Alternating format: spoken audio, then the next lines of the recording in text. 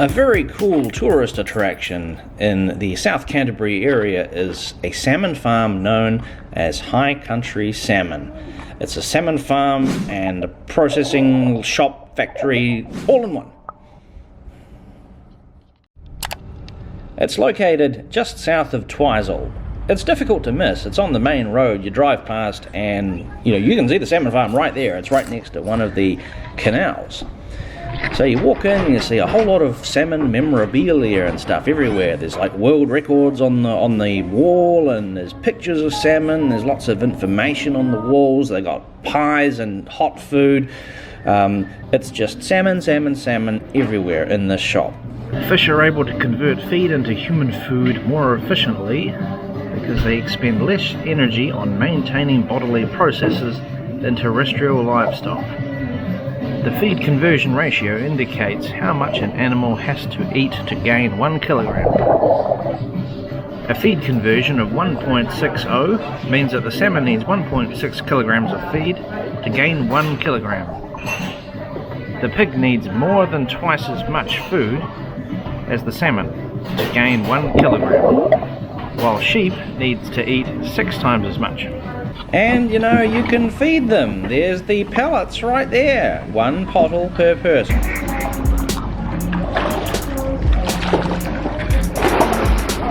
Jump!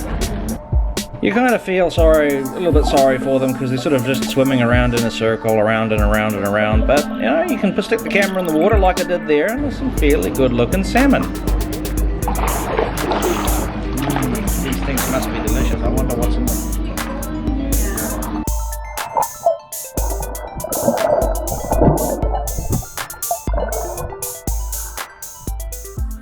Alright, salmon comparison. Now this particular video, I've actually already tried all of the salmon that I'm going to sample in this video. The thing about fish quality though is that you have to take into consideration the environmental conditions around the fish, like the nutrients in the water and their diet, what they eat and so on, and freshness, how the fish is treated after it's pulled out of the water. You want it to be fresh, keep it cool, keep it clean, keep it covered, and so these different factors are involved in how fish taste. So let's go and sample a couple of items from High Country Salmon.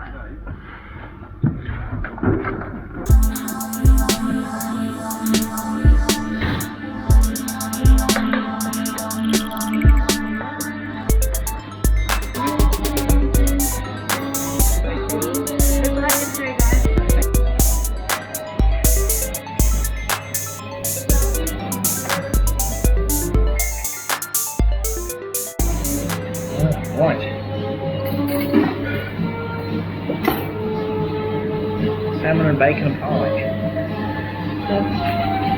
Golden chopstick. Golden chopstick. And to be honest, I can't really say that salmon pie is my favourite type of pie. I mean, pie is traditionally in New Zealand a meat product like steak or mince. It's a good pie. I like the pie. In the salmon shop, they give you golden coloured chopsticks when you try their sashimi, which must be some kind of a thing to appease an Asian audience, I guess. I don't know. I give this an 8 out of 10. It's pretty good. It's a little bit tough, a little bit chewy.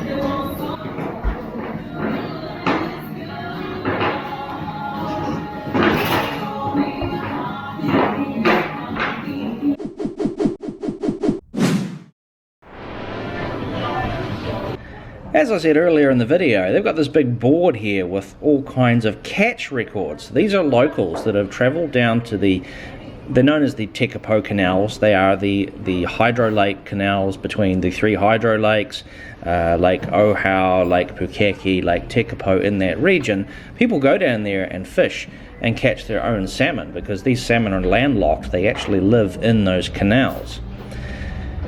And you peruse the chiller inside the shop here and you can get just about every type of salmon imaginable. And for those purists out there who want the whole thing, the real thing, you can actually get an entire salmon, which looks really delicious.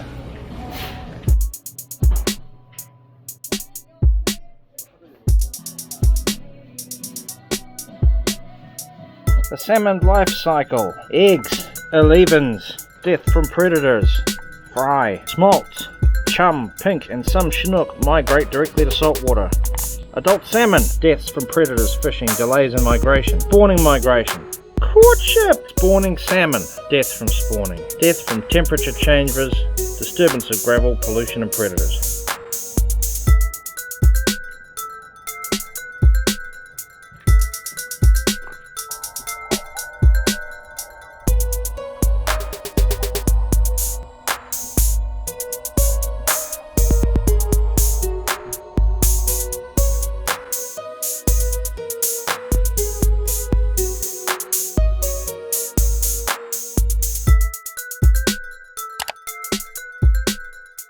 Here on the shores of Lake Pukaki, there's a salmon shop called Mount Cook Alpine Salmon.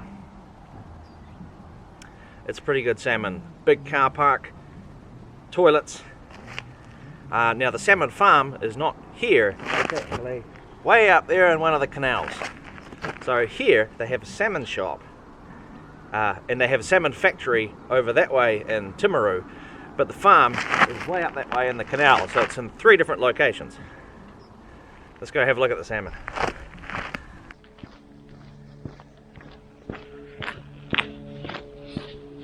Just opening, huh? The Mount Cook Salmon Shop is noticeably smaller than the Alpine Salmon Shop. They are a different company, and their product is similar, but still very much they are competitors. 37 plus 37 up. I've just got those cool ice packs. We've got those at home. We saved them. They're awesome, those things.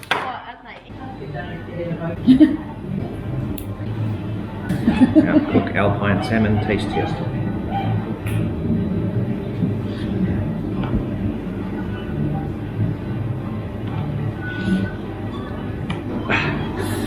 That's great, isn't it? Taste test plus table flavour.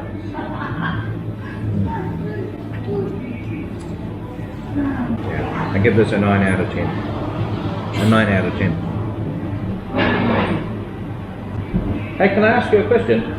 Sure. We tried the High Country Salmon yesterday, and the fillets at Mount Cook Salmon, they taste like a little bit softer, a little bit less tough. Have you ever had that feedback before? Oh, we get a lot of feedback, yeah. So their fish are sort of swimming around in a pond-like situation. Yeah. But our fish, I'll put this on. Our fish are actually swimming in the open canal with our own heads, so they're in the canal, and waters go through all the time. Yeah. And they're swimming against the coast, and they swim about half an hour per day, and they're very, very fit. And then we ride. Comes out here and it goes on behind the township of Twizel. Yeah. And the Ohau Canal comes this way and our hatcheries in there. They meet up here and they go on down into Lake Pukaki, and we have a farm here, which is on the other side of the road from High Country.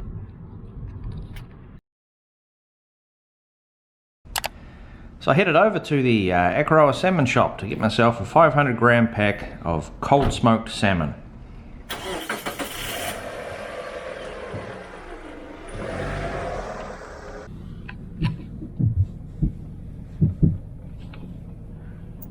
Alright, there's the Akaroa Salmon Shop on Treffers Road here in Christchurch.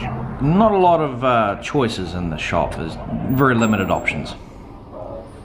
One thing I was quite surprised about is that they did actually have a little chart on the wall which actually shows you some of the things that are into the fish feed.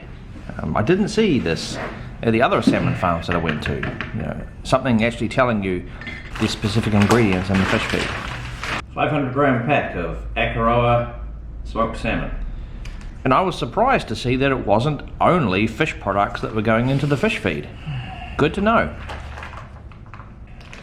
Let's try first off without the soy sauce and wasabi. I don't know whether it's the fact that it's smoked or not. It has a bit of a different flavour to it. It's sort of, I don't know how to describe it. It's a bit oily, you know. I mean, fish is supposed to be oily anyway, but probably the flavour is a little bit more bland, I would say.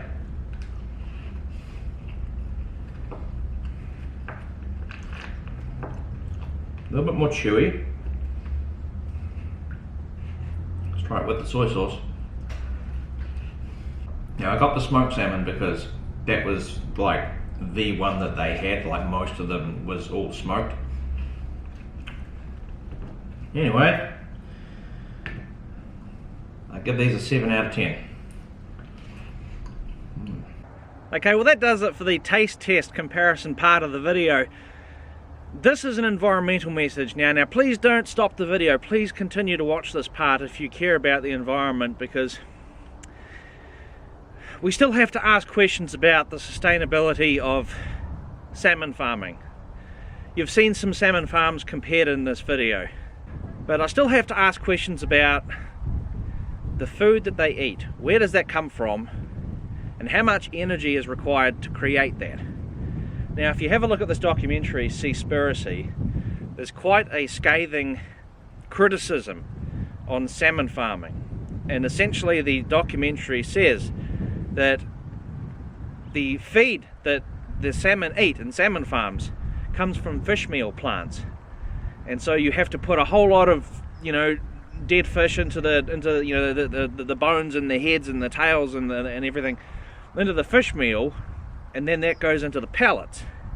That becomes the pellets, and so you essentially still have to have a floating death factory, quoting the documentary, of taking wild fish out of the ocean to create the feed to have your fish farm. So, I don't know. I think there is unanswered questions there. It's a little bit like the argument of motorcycles are better than cars, you know, more eco-friendly, less pollution or whatever, when actually, when you consider the greenhouse emissions of a motorcycle, it's actually worse than a car. It's a smaller vehicle and it takes fewer cars off the road, but actually the vehicle itself can be argued that it's less green because it creates more greenhouse gases. So I think as it regards to salmon farming, there are still unanswered questions. So what I would encourage you to do is the following. Ask questions, reserve judgment, read articles, wait for more research to be done, and wait for more information to become available. Do those things before you make your mind up about salmon farming and its sustainability. I don't think we have all the answers yet. Anyway, here from Lake Tekapo, in front of the beautiful lake. Thanks for watching. E noho rā.